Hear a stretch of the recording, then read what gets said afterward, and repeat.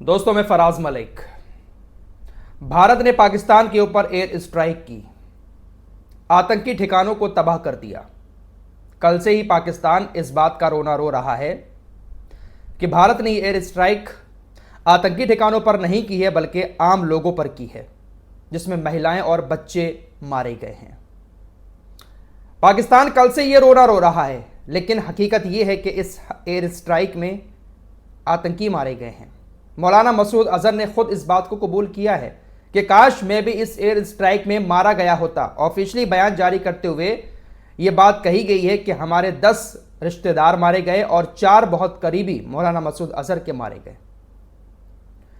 सबसे ज्यादा रोना पाकिस्तान बहावलपुर को लेकर रो रहा है। बहावलपुर में जो मौलाना मसूद अजहर का मदरसा और मस्जिद बनी हुई थी, जिसमें मौलाना मसूद अजहर अपना जैश का सेंटर भी चलाता था, वहां पर हमला हुआ है और उस हमले को लेकर सबसे ज्यादा रोना पाकिस्तान की तरफ से रोया जा रहा है। बाकायदा तस्वीरें दिखाई जा रही हैं। थोड़ा सा इस्लामिक एंगल देकर मुसलमानों को इमोशनली भी ब्लैकमेल किया जा रहा है कि देखिए, भारत ने पाकिस्तान के अंदर मस्जिद में हमला किया है, मस्जिद को शहीद कर दिया, मस्जिद को नापाक कर दिया। मेरे दोस्तों, मस्जिद को तो इन आतंकियों ने पहले से ही खराब किया हुआ है। इस्लाम में किसी की जान लेना कितना बड़ा गुनाह है, शायद इन मौलाना लोगों को मालूम नहीं है। मौलाना मसूद अजहर जैसे लोगों को मस्जिद में बैठकर आप बच्चों को, अपने मदरसे में बैठकर बच्चों को आप ये सिखा रहे हैं कि जाओ, मारो, खून बहाओ, आपको जन्नत मिलेगी। ये कोई इस्लाम नहीं है। इसको आतंकी ठिकाने ही कहेंगे, मदरसे नहीं कहेंगे। जिस तरीके से मौलाना मसूद अजहर जैश ए मोहम्मद का सरगना मदरसे में बैठकर बच्चों को इस तरह की तालीम दे रहा है, और अब एंगल निकाल रहा है पाकिस्तान और उसके संगठन के, देखिए मदरसों को और मस्जिदों को शहीद किया है भारतीय आर्मी ने। तुमने तो पहले से ही उन जगहों को नापाक कर रखा है। बेगुनाह का खून बहाना ये इस्लाम में बिल्कुल भी नहीं है। कुछ लोगों को शायद हो सकता है हमारे देश के अंदर भी हिमायत हो इस बात की कि मस्जिदों को शहीद कर दिया भारत ने। अरे, आतंकी ठिकाने जब ऐसी जगहों पर बनाए जाएंगे, गलत काम बच्चों को सिखाए जाएंगे, मार काट सिखाई जाएगी, तो पहले से ही तुमने उस जगहों को बदनाम कर रखा है। फिलहाल मौलाना मसूद अजहर के मदरसे को सबसे ज्यादा भावलपुर में नुकसान पहुंचा है। इसी बात का रोना रो रहा है पाकिस्तान। लेकिन पाकिस्तान ने क्या किया? पाकिस्तान अपना तो रोना रो रहा है कि हमारे बेगुनाह लोगों को मारा, लेकिन पाकिस्तान जवाबी हमला किसके ऊपर कर रहा है? कश्मीर के अंदर निहत्थे मुसलमानों पर, सिखों पर और हिंदुओं पर। ये सारे के सारे बेगुनाह लोग हैं। पुंछ के अंदर सबसे ज्यादा गोलीबारी की है, तोप खाने से गोलीबारी कर रहा है पाकिस्तान। पाकिस्तान की सेना ये गोलीबारी कर रही है, मोटर शेलिंग हुई है। 15 लोग अब तक मारे जा चुके हैं पुंछ के अंदर। गुरुद्वारे पर भी हमला किया पाकिस्तान की सेना ने, जहां पर आम लोग रह रहे हैं, निहत्थे लोग। पुंछ में जो हमला हुआ उसमें एक भारतीय जवान भी शहीद हो गया। आपकी स्क्रीन पर ये जो दिखाई दे रहे हैं, ये लेफ्टिनेंट कर्नल दिनेश कुमार हैं, जो पाकिस्तान की गोलीबारी में उस इलाके में शहीद हो गए। तकरीबन 50 से ज्यादा लोग घायल हैं। पाकिस्तान निहत्थे लोगों पर गोलीबारी करके एयर स्ट्राइक का जवाब दे रहा है। इतनी हिम्मत पाकिस्तान की नहीं हो रही है कि वो मिसाइल दागे या लड़ाकू विमान से हमला करे, क्योंकि उसको मालूम है कि उसकी चलेगी नहीं। तो अब पुंछ में जो कश्मीरी लोग हैं, उन लोगों के ऊपर हमला करके अपनी खुन्नस निकाल रहा है।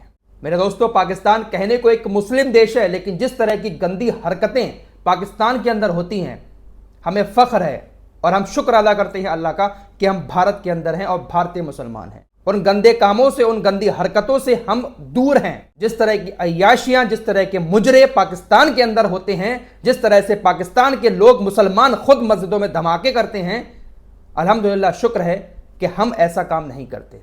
भारत के मुसलमान इन कामों से बहुत दूर हैं। नाम का देश है मुसलमान, लेकिन काम सारे अंग्रेजों से भी बुरे करते हैं ये लोग। फिलहाल बड़ी खबर लाहौर से आ रही है। लाहौर के एयरपोर्ट पर भी धमाका हुआ है। जैसे ही देर रात लाहौर एयरपोर्ट पर धमाका हुआ, अचानक से अफरा तफरी मच गई। लोग अपने घरों से बाहर निकलकर भागे। लोगों को लगने लगा कि शायद मिसाइल हमला भारत ने कर दिया। मिसाइल से ही हमला हुआ, एक मिसाइल एयरपोर्ट पर आकर गिरी है। हालांकि इस बात का अभी तक पता नहीं चल पाया है कि यह मिसाइल आई कहां से। वैसे ये शायद भारत ने नहीं छोड़ी थी, कुछ ऐसी खबरें निकल के आ रही हैं कि पाकिस्तानी सेना ड्रिल कर रही थी, प्रैक्टिस कर रही थी, उसी दौरान एक मिसाइल धोखे से एयरपोर्ट पर आकर गिरी, लाहौर एयरपोर्ट पर, जिसके बाद अफरा तफरी मच गई।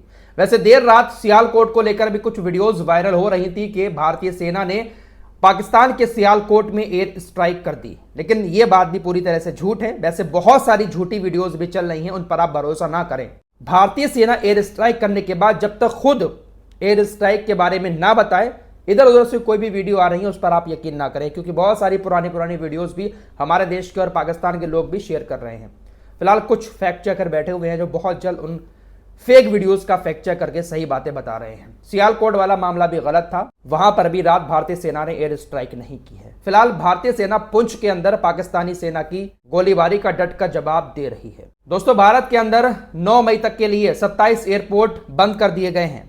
अगर आप भी इस एयरपोर्ट से उड़ान भरने वाले थे तो शायद आपको दिक्कत हो सकती है। वो 27 एयरपोर्ट कौन से हैं, आपकी स्क्रीन पर लिस्ट लगा दे रहा हूं।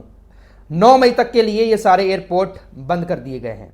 दोस्तों, भारत ने पाकिस्तान के ऊपर जो एयर स्ट्राइक की है, उस एयर स्ट्राइक में हैमर मिसाइल का इस्तेमाल किया।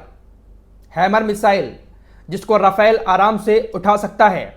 एक बार में तकरीबन 6 हैमर मिसाइलें लेकर राफेल विमान उड़ सकता है। इस हैमर मिसाइल की कीमत 85,000 यूरो से लेकर तकरीबन 1.5 लाख यूरो तक हो सकती है। तकरीबन भारत के हिसाब से 70 लाख रुपए से 125 करोड़ रुपए तक की एक हैमर मिसाइल होती है। और राफेल विमान तकरीबन 6 मिसाइलें एक बार में लेकर उड़ सकता है और उसको कहीं पर भी टारगेट पर दाग सकता है। यह मिसाइल दिन हो, रात हो, चाहे बारिश हो, चाहे धूप हो, कुछ भी हो, अपने टारगेट पर आराम से पहुंच जाती है। फिलहाल एक खबर आप लोगों को मिडिल ईस्ट की भी बता देता हूं। हूतीज और अमेरिका के बीच काफी दिनों से लड़ाई चल रही है। हूतीज लाल सागर के अंदर अमेरिकी जहाजों पर हमला कर रहे हैं। अमेरिकी नौसेना के जो जहाज इस वक्त लाल सागर के अंदर मौजूद है, उस पर भी हमला करते हैं हूतीज, जिसके जवाब में अमेरिका हूतीज के ठिकानों पर हमले करता है। लेकिन अब डोनाल्ड ट्रंप ने हूतीज के साथ सुलह कर ली है। हूतीज और अमेरिका के बीच समझौता हो चुका है और इस समझौते के तहत हूतीज लाल सागर के अंदर अमेरिकी जहाजों पर हमले नहीं करेंगे, बल्कि अमेरिकी जहाजों को एक खुला रास्ता देंगे लाल सागर को पार करने का, जिसके बदले में अब अमेरिका हूतीज के ऊपर हमले नहीं करेगा। लेकिन हूतीज ने एक शर्त रखी है कि आपके ऊपर तो हमले नहीं करेंगे, लेकिन इसमें इजराइल शामिल नहीं है। इजराइल के ऊपर हमारे हमले तब तक जारी रहेंगे जब तक गाजा पूरी तरीके से आज़ाद नहीं हो जाता। तो हूतीज और अमेरिका ने आपस में सुलह कर ली है। इसके संकेत कल ही मिल गए थे कि डोनाल्ड ट्रंप हूतीज से कुछ बातचीत करना चाह रहे थे। अब ये जो सुलह की है, ये कोई राज है या फिर वाकई में अमेरिका अपने फायदे के लिए, अपने जहाज़ों को बचाने के लिए हूतीज से सुलह कर रहा है। फिलहाल उधर हूतीज और इजराइल के बीच इस वक्त जंग छिड़ी हुई है।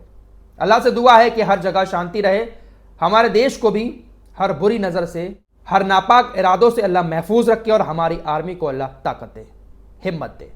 इस रिपोर्ट में इतना ही, कुछ और खबरों के साथ फिर हाजिर होऊंगा। तब तक के लिए अपना ख्याल रखिएगा। अल्लाह हाफिज़।